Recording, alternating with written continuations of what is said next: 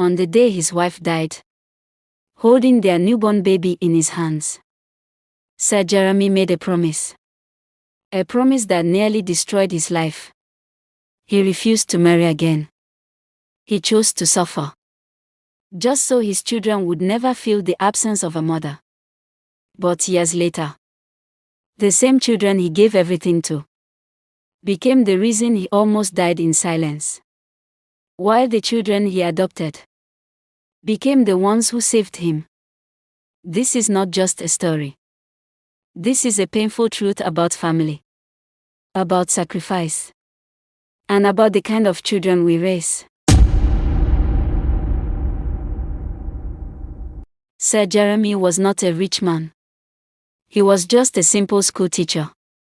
But he had a good heart. Years ago, his wife died while giving birth to their second child. That day, everything changed. He was left alone with 2 children, a little boy and a newborn baby girl. People came to him and said, "Jeremy, you are still young, marry another wife." But he shook his head. He said softly, "I will not replace their mother. I will raise them myself." And he did. Years passed.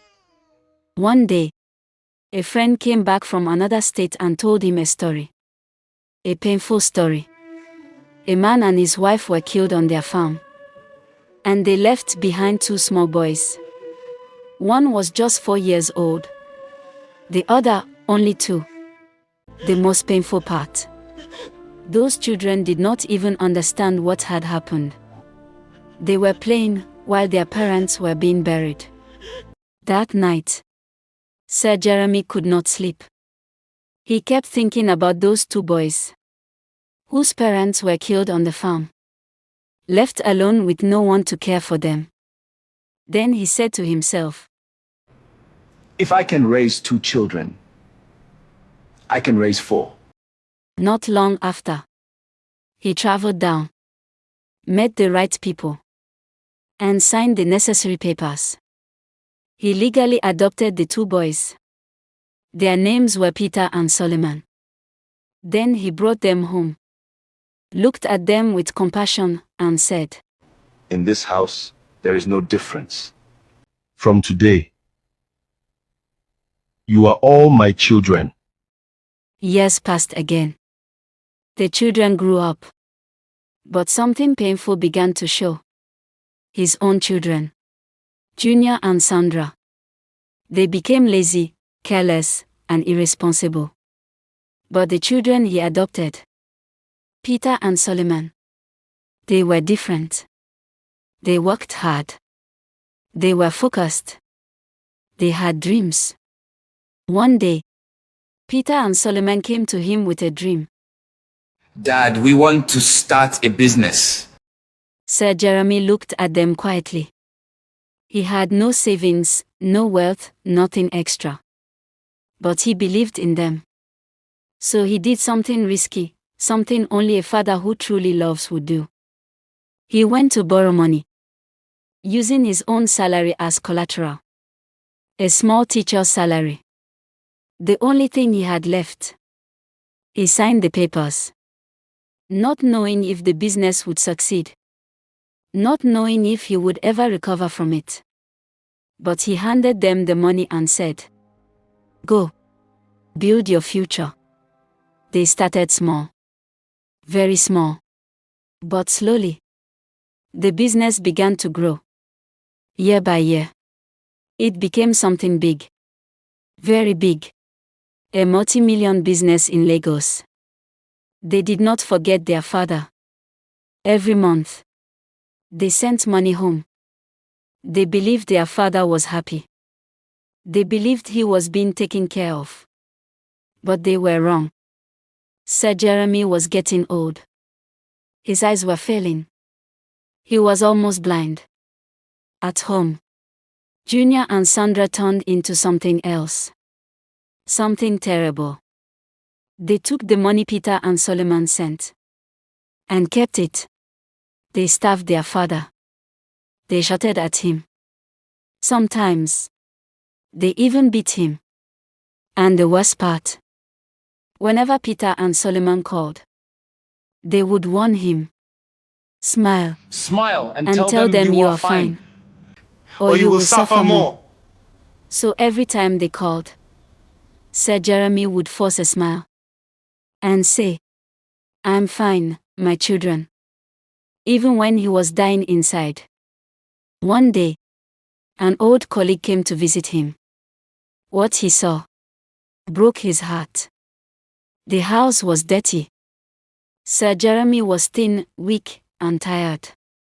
He asked, Sir, what is happening to you? At first, Sir Jeremy kept quiet. He was afraid.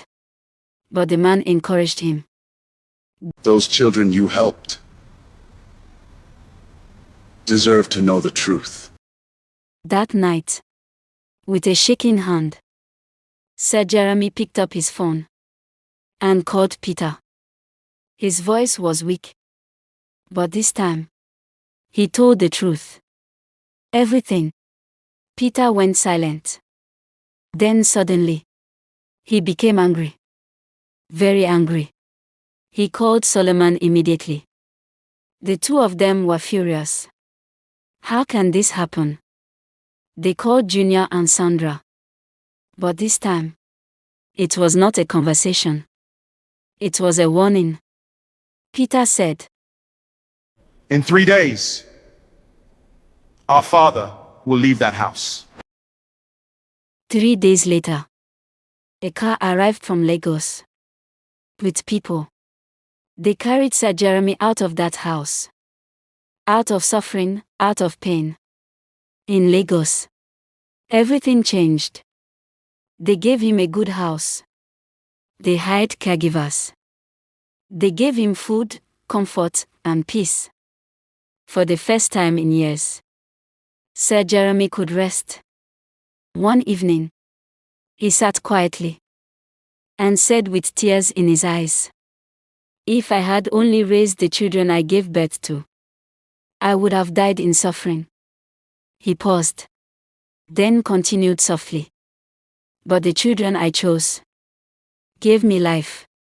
And for the rest of his days, he lived, not in pain, but in peace.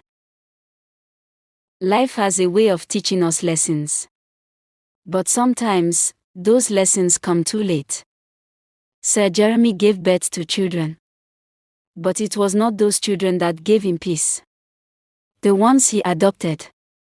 The ones the world abandoned. Those were the ones who stood by him in the end. To anyone listening to this story, if you are someone who believes that only my biological children matter, you need to think again. Because blood does not guarantee love.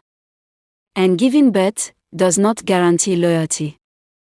There are children out there today, crying for help, praying for someone to show them love, praying for someone to call them my own. And you are there, saying life has ended because you cannot give birth. No. Your life has not ended. Your love still has purpose. Instead of giving up, instead of sinking into sadness, why not open your heart? Why not change a child's life? Because sometimes, the child you did not give birth to will be the one who saves you. And to parents, this is not just a story. This is a warning. If you refuse to train your children well, if you neglect them, if you allow them to grow without discipline, without values, one day, you may pay for it with tears. Old age is not easy. And the same children you ignore today may ignore you tomorrow. Sir Jeremy suffered. Not because he did not try, but because some children chose darkness, while others chose love. So as you go today, remember this. Train your children with love and discipline. And never look down on a child that is not yours. Because in the end, it is not blood that will matter, It is the heart.